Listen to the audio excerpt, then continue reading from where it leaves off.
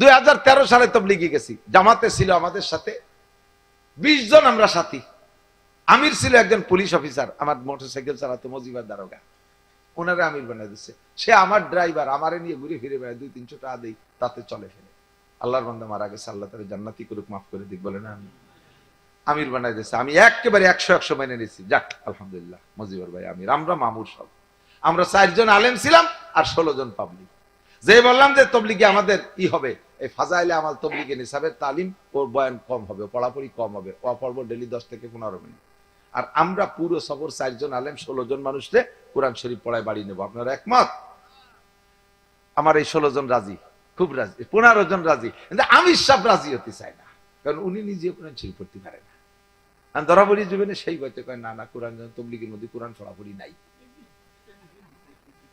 আমি কই যে তবলিগে কোরআন পড়াপড়ি নাই, ও তবলিগের গোষ্ঠী মারি, জীবনেও তবলিগ করবো না। আর যেভাবে ওয়াজের ময়দানে তবলিগের তশকিল করি, সেইভাবে বিরোধিতা করবো যদি তবলিগি কোরআন শরীফ পড়া না তাই। ফাজাইলে আমার তবলিগের সব কালকে লাগছে জাকারিয়া রহমাতুল্লাহ আলাইহি, তাই নিয়ে পড়ি থাকবি। আর আল্লাহর কোরআন শিখবি না, জীবন ভরে তবলিগ করবি, সূরা ফাতিহা শুদ্ধ করে বলতে পারিস না, মাত্র 10 মিনিট এক মূর্খ আর এক মূর্খরে পড়াইছ। আমি শুনছি নিজে কয় এই আনা বুধু, এই আনা স্টাইল, এই আনা বুধু কি কয়, এই আনা বুধু, এই আনা স্টাইল। সে নিজে তো ইয়া কানা বুধুই কইতে পারে না, শেষে নাকি ইয়া কানা বুধু, ইয়া খোড়া স্টাইল, কানা খোড়ার গ্যাঞ্জাম। শয়তানি করো, আমি পড়াবো। ও ভিতরে ঢুকে গ্রাম বলে ছড়াইছে যে এই হুজুররা আলাদা কায়দা তবলিগ করতেছে, ওই আঞ্চলিক তবলিগওয়ালারা সে বিরোধিতা করতেছে। নো ডাউট মসজিদে থাকতে দিবি না, বাইরে তাবু টানায় থাকবো, আমি এই কটার কোরআন শরীফ পড়াই নেব। তোমাকে কাছে নুসরত চাই না, খাইতে আসি নাই, আমি পুরো জামাত পরিচালনার জন্য 1 লক্ষ টাকা আমার পকেটে নিয়েছি। কে টাকা থাকবে না, খাওয়াই দেয় সব কটা রেডি, আমার টাকা দিয়ে বাড়ি দিয়ে দেবো। সারা বছর কামাই করি, 1 চিল্লা খরচ করবো। কাকরাইল ফোন দিছি, কাকরাইল লিখতে আমার অনুমতি দিয়েছে, থ্যাংক ইউ, চালান কাজ। স্টুডেন্ট, কলেজ স্টুডেন্ট, ব্রেন ভালো, মাত্র 5 দিনে ওদের কোরআন শরীফ পড়া শিখে ফেলাইছি। 5 দিনে কোরআন শরীফ পড়া শিখে গেছে। 38 দিন ছিলাম চিল্লে, 38 দিনে এই 8 জনকে, এই 12 জন রে 38 দিনে 8 পারা কোরআন শরীফ সবক পড়ায় বাড়িয়েছি।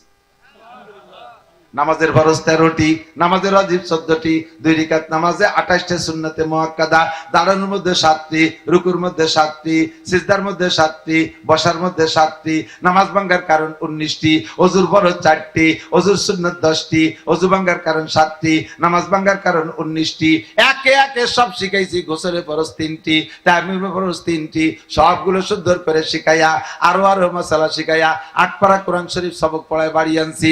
বুড়ো ছিল 4 জন, ওনাদের মাথার মধ্যে কিছুই ধরে না। বুড়ো তো একেবারে বিলে আঠাইলে শক্ত মাটির মতো, কিছু রয়ে না, ওর মধ্যে শক্ত হয়ে গেছে, 4-5 মাস বৃষ্টি হয় না। তারপরও আনা কুমুনো কুম পর্যন্ত জের জবর তাসদিদ সুকুন এগুলো শিখে ফেলাইছি। আর একটা সিলে থাকতে পারলে বুড়ো কটার কোরআন শরীফ পড়া শিখে ফেলতে পারতাম। বন্ধুরে ওলামাই কেরামের সাথে তবলিগিও মজা, এদের বয়ানেও মজা, এদের সাথে বসে চা খাইলো সে জায়গাও মজা। কথা কোন ঠিক ঠিক না? আল্লাহু আকবার। আল্লাহ পাক বলেন ইয়া আইয়ুহাল্লাযীনা আমানুত্তাকুল্লাহা ওয়া কুনু মা'আস সাদিকিন। আরে সত্যবাদীদের সাথে হও, কথায় কাজে যাদের মিল আছে তাদের সাথে সাথী হইয়া যাও। বয়ান যা করে আমল করে, বয়ান যা করে আমল করে। আল্লাহর রহমতে উলামায়ে কিরামকে আল্লাহ পাক নিজেই সার্টিফাই করেন, ইন্নামা ইয়াখশাল্লাহা মিন ইবাদিহিল উলামা। আল্লাহরে ভয় করলে ভয় করার মতো করে উলামায়ে কিরাম। এজন্য উলামায়ে কিরামের পর্বতে আমরা ইস্তেমায় যাব ইনশাআল্লাহ, ঠিক আছে না? ইনশাআল্লাহ ইস্তেমায় যাইবো। ও জায়গা গেলে শেখা যায়। ওই মজিবার দারোগা যখন আমার মোটরসাইকেলে চলতো, ঢাকায় গেছি মাহফিল করতে, ইস্তেমার 15-16 দিন আগে। ইস্তেমার মাঠের পশ্চিম পাশের রাস্তার নাম হলো, এলাকার নাম হলো কামারপাড়া। ওই রাস্তায় দিয়ে যাচ্ছি, ওই রাস্তাটা তো সব সময় জ্যাম থাকে, তাহলে বেরোয় যাবে বিদায়। মজিবার দারোগা মোটরসাইকেল বাম দিক যাত্রী যে ডাইন দিক দিয়ে ঢুকে গেছে, ট্রাফিক আছে। হ্যাঁ আপনারা হুজুর মানুষ এরকম উল্টো পাল্টা চালান, বাংলাদেশের রুট বাম দিক দিয়ে চেনেন না, বাম দিক দিয়ে যান। মজিবার ভাই কাছে আমি পুলিশের লোক, আরো অন্যায় করছে, পুলিশের মানুষ ভুল কেন করে? ধাক্কায় দুঃখায় বাম পাশে দিয়েছে। 10-15 দিন পরে ইস্তেমায় গেছি, ওই লোকটা চিনে রাখছে, ওই পুলিশটা ওই সময় কথা হয়েছে তো চিনছে, যে দেখে ইস্তেমার মাঠে ওই লোক ডিউটি করতেছে রাস্তা মাঝে মাঝে। সেই লোক কয় ভাই ডাইনি ডাইনি চলি, জিকির ফিকিরে চলি, ডাইনি ডাইনি চলি। আমি কই সেদিন দিক করলে বামে বামে চলি, আজকে ডাইনি ডাইনি চলি। এটাই জাগার বরকত। এখানে আসলে কথাটাও হয়ে যায় সুন্নতি কথা, ভাষাও হয়ে যায় ইসলামী ভাষা। কথা বলেন ঠিক না? এর নাম হলো শিক্ষা সফর। এই শিক্ষা সফরে উঠতে শেখায়, বসতে শেখায়, খাইতে শেখায়, শুইতে শেখায়, ঢিলা শেখায়, কুলুক শেখায়, মেসাক শেখায়, দস্তারখান শেখায়, কাপড় পরা শেখায়, টুপি পরা শেখায়, জামা পরা শেখায়, পাগড়ি পরা শেখায়, জিকির শেখায়, ফিকির শেখায়, তেলাওয়াত শেখায়, ফরজ শেখায়, ওয়াজিব শেখায়, সুন্নত শেখায়, মুস্তাহাব শেখায়, তাহাজ্জুদ শেখায়, ইশরাক শেখায়, আমিন শেখায়, চাষ শেখায়, সব কিছু শিক্ষা দেয়। কাজেই এই সফরের নাম শিক্ষা সফর। আমার নবী বলেন উতিতু ইলমাল আউয়ালিন ওয়াল আখিরিন, আল্লাহ পাক আমাকে আগে ও পিছে সমস্ত ইলম দান করছে। জানতে চাইলাম আল্লাহর নবী আপনি এত ইলম শিখলেন কিভাবে? দুনিয়াতে কোনো KG, kindergarten, primary, high school, college, বিশ্ববিদ্যালয় কোনো জায়গা পড়েন নাই, এত শিখলেন কি করে? আল্লাহ মানি রব্বি, পড়াইছে আমাকে আমার আল্লাহ। জোরে কন্যা সুবহানাল্লাহ। কিভাবে পড়াইলো? কয় দুনিয়ায় থেকে 4টে মিডিয়া। 1 নম্বরে স্বপ্নে পড়াইছে, নবীদের স্বপ্ন 100% সহি, 100% সঠিক। 2 নম্বরে এলহামের মাধ্যমে ডাইরেক্ট সিনার মধ্যে আল্লাহ পাক মেমোরি কার্ড ঢুকাই দিছে। 3 নম্বরে কাশফের মাধ্যমে যা জানানোর ইচ্ছা করেছেন আল্লাহ আমার সামনে ওপেন করে দিছে। আমারে জান্নাত শিখাইবেন, জান্নাত আমার সামনে খুলে দিছে, জাহান্নাম আমার সামনে খুইলা দিছে। কবরে আযাব হচ্ছে না শান্তি হচ্ছে, কবরটা আমার সামনে ওপেন হয়ে গেছে। মারলা রাসূলুল্লাহ সাল্লাল্লাহু আলাইহি ওয়াসাল্লাম বি কবরাইন, তিরমিজি শরীফের হাদিস। নবী 2টা কবরের কাছ দিয়ে হাঁটতেছেন, সাহাবায়ে কেরাম সাথে ছিলেন রাস্তায় দিয়ে। যাইতে যাইতে 2টো কবর যখন পাইছে ও জায়গা হুজুর দাঁড়িয়ে গেছেন। হুজুর বলেন কওমু তোমরা দাঁড়াও। কেন দাঁড়াবে হুজুর? চলেন। কয় না, ইয়াযাবানে ফি হাদাইনিল কবরাইন, এই 2টা কবরের মধ্যে আযাব হচ্ছে। সাহাবায়ে কেরাম বললেন হুজুর কি করে টের পাইলেন? ওয়া কাশাফাল্লাহু বাইনা ইয়াদাইয়া, আল্লাহ পাক আমার সামনে খুলে দিয়েছে, আমি দেখতেছি 2টা কবরের মধ্যে আযাব হচ্ছে। 3 নম্বর 4 নম্বর মিডিয়া জিব্রাইলের মারফত আমার কাছে কালামে পাক কোরআনে কারীম নাজিল করেছে। 4 মাধ্যমে আল্লাহ আমারে শিক্ষা দিয়েছেন। 5ম একটা মাধ্যম বাকি আছে। আল্লাহ কয় বন্ধু এই 4 মাধ্যমে তোমার ইলম শিখাইছি, কিছু আমার গোপন ইলম আছে, আমার কিছু খাস দরদের কথা আছে। এইটা তোমাকে এই 4 মিডিয়ায় শিখাইলে তুমিও মজা পাবা না, আমিও মজা পাবো না। তোমাকে দুনিয়ায় রেখে এটা পড়ানো যাবে না, তোমার একটা লম্বা শিক্ষা সফরে আসতে হবে। তায়েফ থেকে ফিরে আসার পরে নবী মায়ের খাইয়ে তায়েফ থেকে আসার পরে এখনো রক্ত ভালো করে শুকাই নাই, মুখখান বেজার, মলিন চেহারা, স্ত্রী ঘরে নাই, খাদিজা মারা গেছেন, আর কোনো বিবাহ এখনো করে নাই, 4টে মেয়ে তা বিয়ে দেয়া হয়ে গেছে। নবী পাক সাল্লাল্লাহু আলাইহি ওয়াসাল্লাম এই 30-90 দিনের মধ্যে একটা দিন মুখ খুলে হাসেন নাই, বেজার বেজার ভাব। ইতিমধ্যে আজকে রাত্রে 26শে রজব দিবাগত রাত, সম্ভবত বেশিরভাগ রায় হলো এই দিন 26শে রজব দিবাগত রাতে নবী আলাইহিস সালাম ঘরের মধ্যে থাকতে বিরক্ত বোধ করতেছে, অস্থির লাগতেছে, কেউ তো নাই, মন খারাপ। কাবার পাশেই ছিল নবী আলাইহিস সালামের ফুফুজার হযরত উম্মে হানি রাদিয়াল্লাহু তাআলা আনহার বাড়ি। উম্মে হানির বাড়ির জায়গাটা আমরা প্রথম সময় হজে যে সেটা টের পাইতাম, বড় বড় মোটা মোটা খুঁটি ছিল তুর্কিতে করা মসজিদে। বর্তমান সৌদি সরকার ভাঙ্গে সমতল করে ফেলাইছে, তা চেনার কায়দা নাই। আল্লাহ, ওই জায়গা উম্মে হানির বাড়ি। হুজুর যে বলেন ফুফুজান আমার মধ্যে বড় খারাপ লাগতেছে, আজকে আমার বাসায় থাকতে মনে চাচ্ছে না, আজকে আপনার বাসায় থাকবো। ফুফুর ঘরখান বড় ছোট, ঘরের ভিতরে ফুফু ভাতিজা 2জন থাকতে পারবে না। কয় বাবা তুমি পুরুষ মানুষ, তোমারে বাইরে রাখা দরকার, আমি ঘরে থাকবো, কিন্তু চতুর্দিক দিয়ে তোমার শত্রু, কাজেই তোমারে বাইরে রাখা যাবে না, তুমি ঘরের মধ্যে থাকো, ভিতর দিয়ে খিল আটকাও, আমি বাইরে দিয়ে তালা দেবো, আমি বারান্দায় থাকি মহিলা মানুষ, বুড়ি মানুষ, তুমি ভিতরে থাকো। নবী আলাইহিস সালাম ঘরের মধ্যে শুয়ে আছেন, ঘুমিয়ে গেছেন। গভীর রাত্রে দেখে মাথার কাছে কে যেন এসে নাড়াচাড়া করে, পায়ের তলায় কে যেন সুরসুরি দেয়। হুজুর আচমকা সজাগ হয়ে গেছেন, একটু আতঙ্কিত। ঘরের ভিতরে তো দরজা বন্ধ করে শুইলাম, আমার তো এই জায়গায় ঘরের মধ্যে আর কেউ নাই, ফুফু আমার বাইরে। 2জন মানুষকে আসলো, দেখে 2জন যুবক জোয়ান, চোখ খুলে দেখতেছেন হুজুর থরথর করে কাঁপতেছে। সঙ্গে সঙ্গে অভয় দিয়া জিব্রাইল বললেন লা তাহজান ওয়ালা তাখাফ, ভয় পেন না, টেনশন করেন না, আনা জিব্রাইল ওয়া হাযা মিকাইল, কন্না সুবহানাল্লাহ। আমারে সজাগ করলেন কেন? আল্লাহ পাক রব্বুল আলামিন বলেছেন আপনাকে সফর করাইতে হবে। সুবহানাল্লাযী আসরা বিআবদিহি লাইলাম মিনাল মাসজিদিল হারাম ইলাল মাসজিদিল আকসা। সর্বপ্রথমে কাবা ঘর থেকে বাইতুল মুকাদ্দাস যাবেন, সেখান থেকে বাইতুল বাইতুল আকসা আল্লাযী বারাকনা হাওলাহু লিনুরিয়াহু মিন আয়াতিনা ইন্নাহু হুয়াস সামিউল আলিম। ওই জায়গা যা যা আছে সবকিছু আপনাকে দেখাইবেন, এই শিক্ষা সফরে আপনাকে এগুলোর অভিজ্ঞতা দেবেন। এই জন্য আল্লাহ পাক আপনার জন্য সফর মঞ্জুর করেছেন। আল্লাহু আকবার। এরপরে কোন জায়গা যাব? কোয়ান্নাজ মিজা হাওয়া মা দাল্লা সাহিবুকুম মা গাওয়া মা ইয়ান্তিকু আনিল হাওয়া ইন হুয়া ইল্লা ওয়াহিয়ুহা আল্লামাহু শাদীদ শাদীদুল কুওয়া যু মিররাতিন ফাস্তাওয়া ওয়া হুয়া বিল উফুকিল আলা থুম্মা দানা ফাতাদাল্লা ফাকানা কাবা কাউসাইনি আও আদনা। জোরে কন্না সুবহানাল্লাহ। আল্লাহু আকবার। প্রথম বাইতুল কাবা ঘর থেকে বাইতুল মুকাদ্দাস যাবেন, এরপর সেখান থেকে আরশে আজিমে আল্লাহর কাছে এত নিকটে হবেন, ফাকানা কাবা কাউসাইনি আও আদনা। দনুকি রশিদের টান দিলে চটার দুই মুখ যেমন কাছে কাছে চলে আসে, আপনি আর আল্লাহর মাঝখানে তার চাইতে বেশি নিকটে হয়ে যাবেন। তারা রব্বাকা লাইলাতা উসরিয়া বিকা আশারা মাররা। আজকে রাতে আপনি আপনার রবকে পুরো দেখবেন, বিগাইরে হিজাব, কোনো পর্দা থাকবে না, 10 বার। এই সফরে যাবেন হুজুর? হুজুর তো খুশিতে বাবা যাবো, মানে এই সফরের জন্যই তো ঘুরতেছি। দড়ির কাজে কিভাবে দরজা খুলে বেরোবো, কই না আপনার ফুফুটে পাবে না, মটকা খুলে উপর দিয়ে বের করে নিয়ে কাবা ঘরের পাশে একটা এরকম বাউন্ডারি আছে, দেখেন, এর নাম হাতিমে কাবা।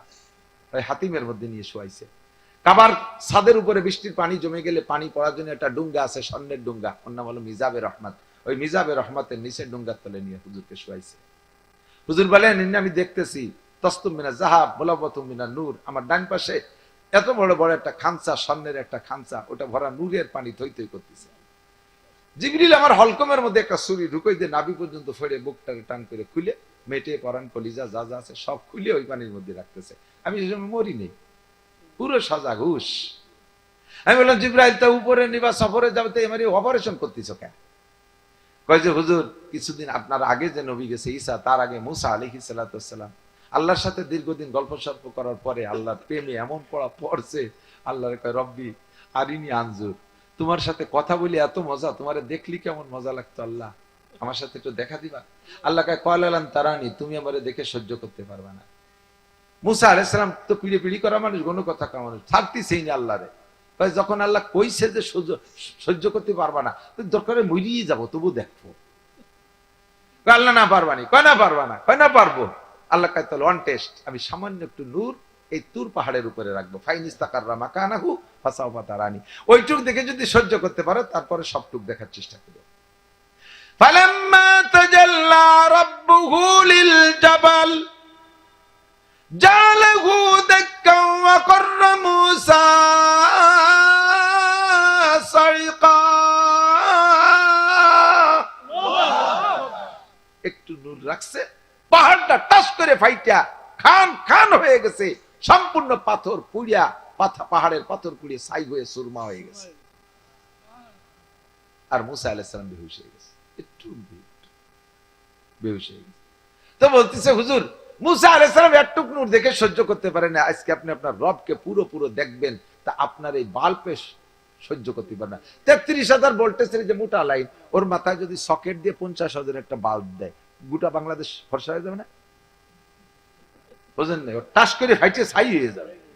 তা আপনি মুসা আলাইহিস সালাম সহ্য করতে পারেন একটু, আপনি পুরো আল্লাহর নূর দেখবেন পারবেন না। এই জন্য আল্লাহ হুকুম দিয়েছে, এই নুরানি পানি দিয়েছে, আপনার বাল ফাট মাটিয়ে পরান কলিজা এর মধ্যে দিয়ে, পানির মধ্যে দিয়ে পাওয়ার দিলাম, এখন আপনি সহ্য করতে পারেন। বাল্ব পাওয়ারফুল হয়েছে, এখন 33,000 ভোল্টেজ, তো বাল্ব 33,000 ভোল্টেজের সেট হয়ে গেছে, বুকের ভিতরে লাগাই দিয়ে ডলা দিছে, আগের মতো হয়ে গেছে।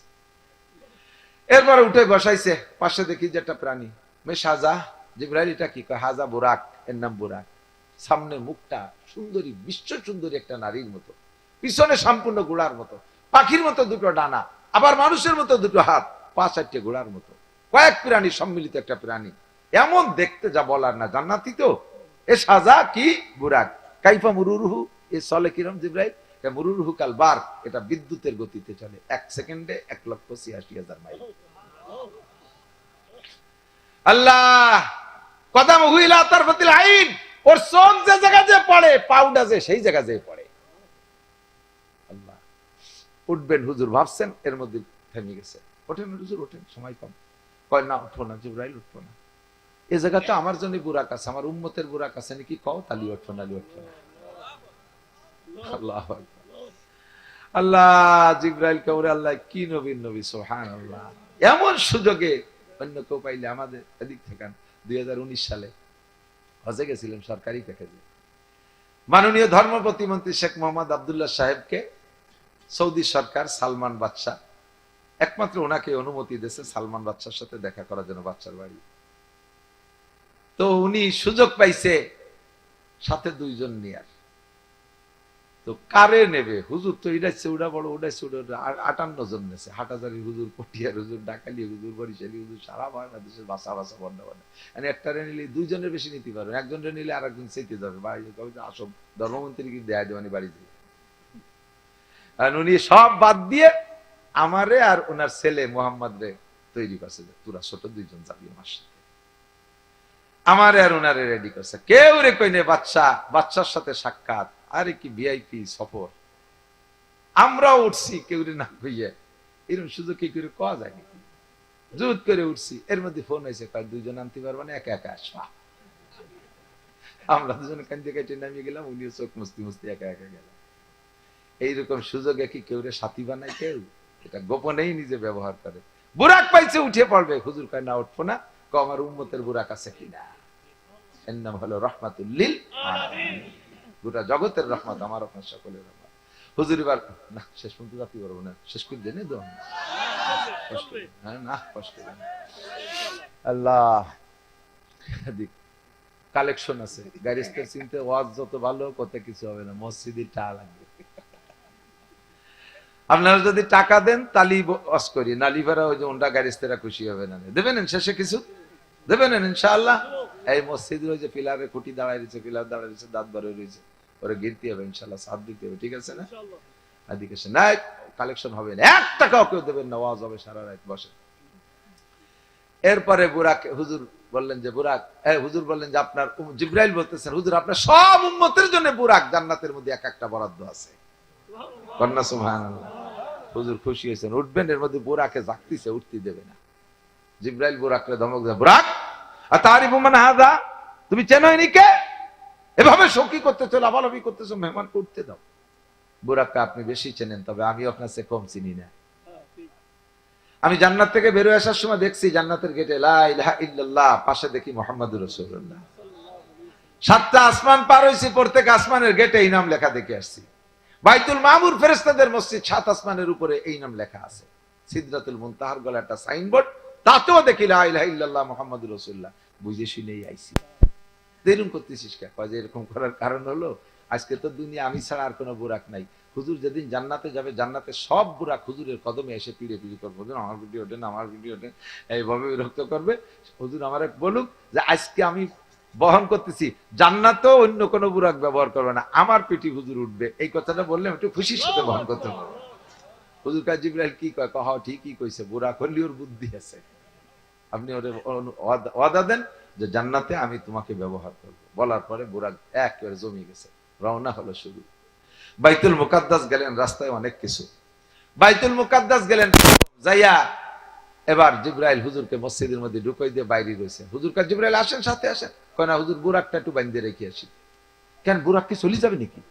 এ জায়গায় তো কেউ নেই, সরে কি বুরাক নেবে নাকি? আর বুরাক কি চলে যাবে নাকি? ও বুরাক এত যত্ন সহকারে আমার উঠলো। কয় চলে যাবে না, সফরের নাম শিক্ষা সফর। সফরের নাম কি?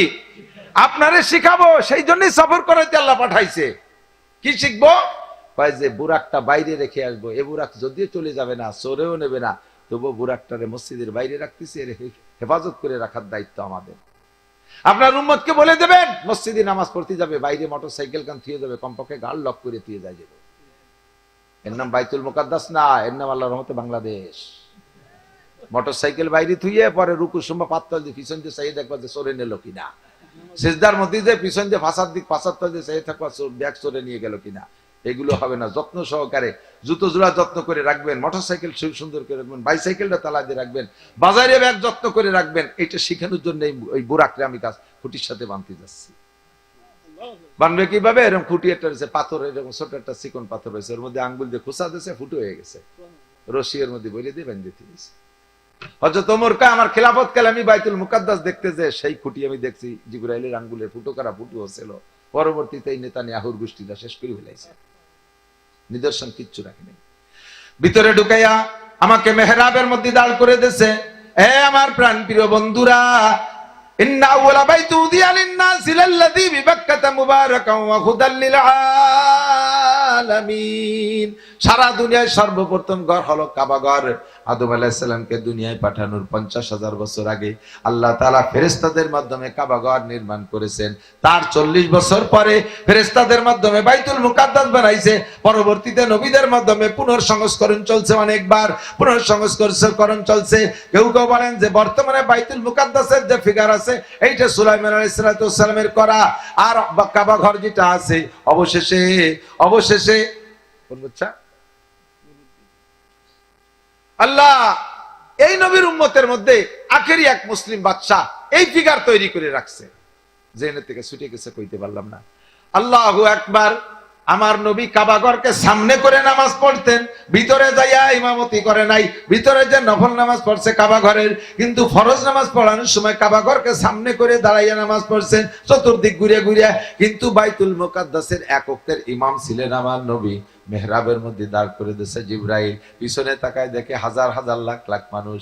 ও জিবরাইল, এত মানুষ এই শেষ রাত্রি কোন জায়গা থেকে আসলো?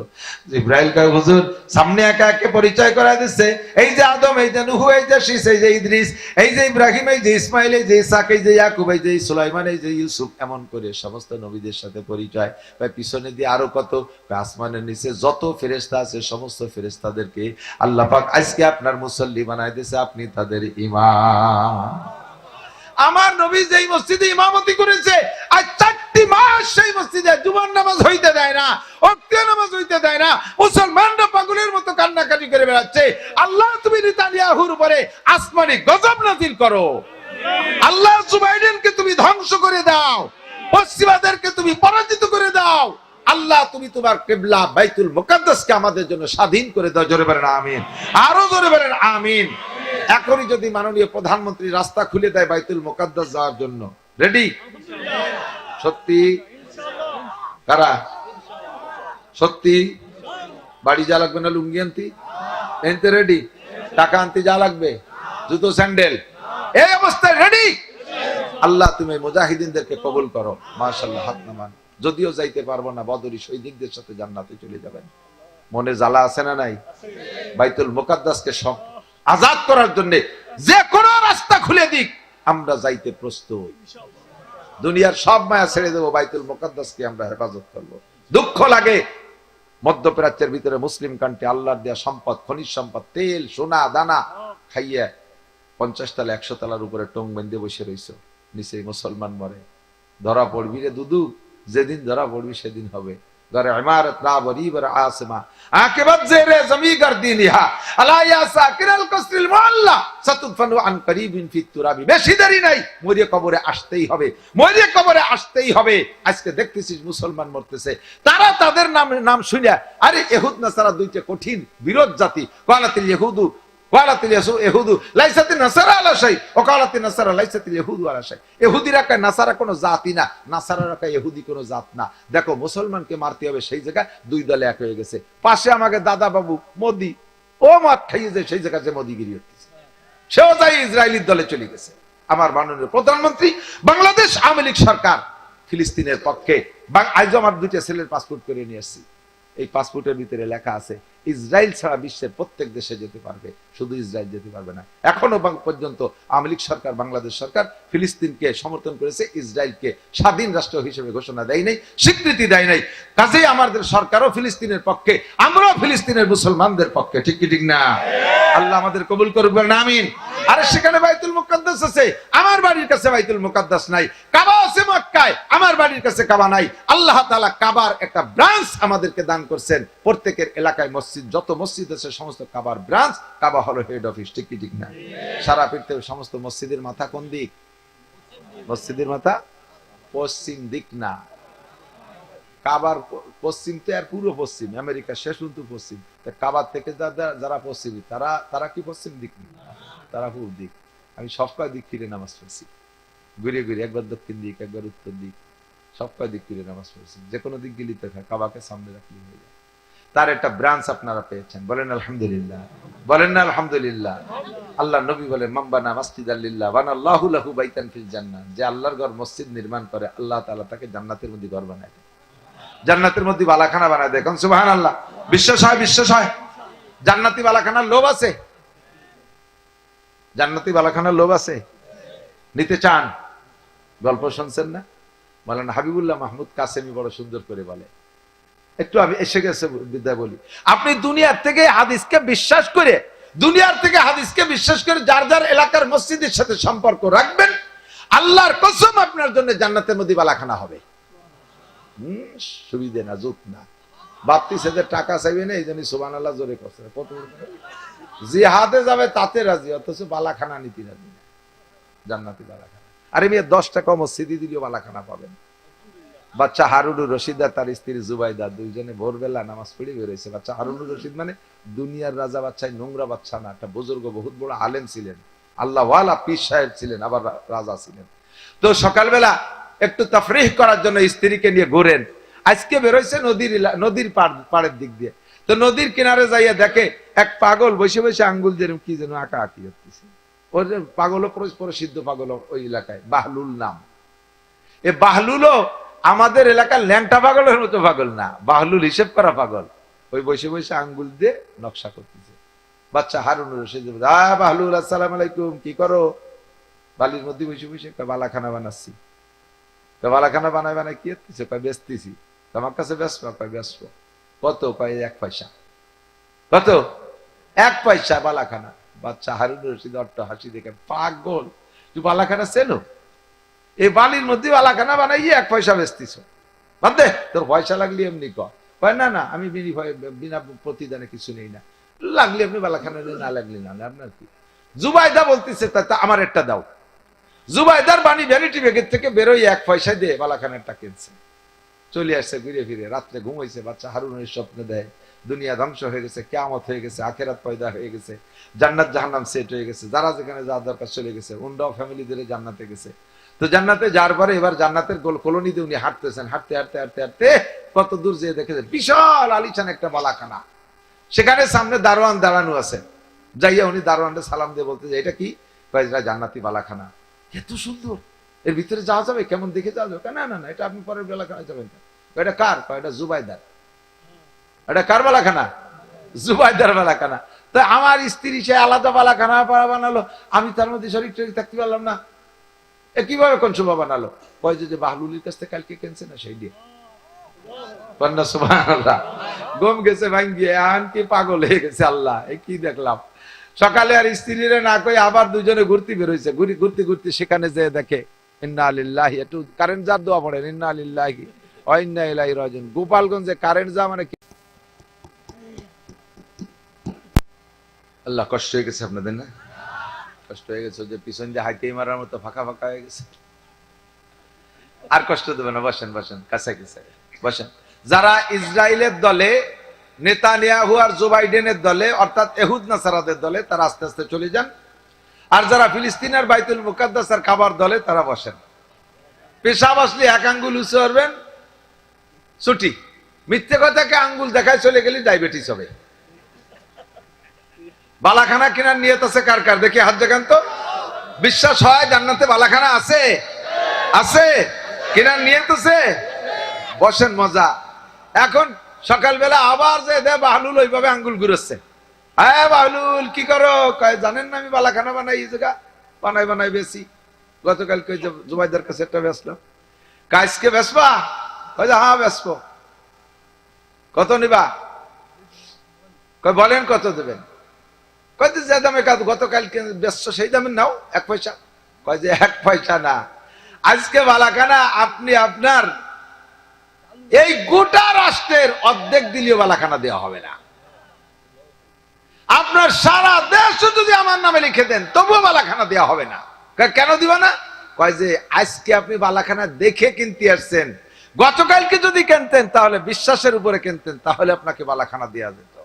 জুবাইদা শুনিয়েই বিশ্বাস করে কিনছে, তারটা তার নামে দলিল হয়ে গেছে। আর আজকে আপনি জান্নাতে যে বালাখানা দেখে আইছেন, তারপরে কিনতে আইছেন, আপনার কাছে বালাখানা বেচবই না।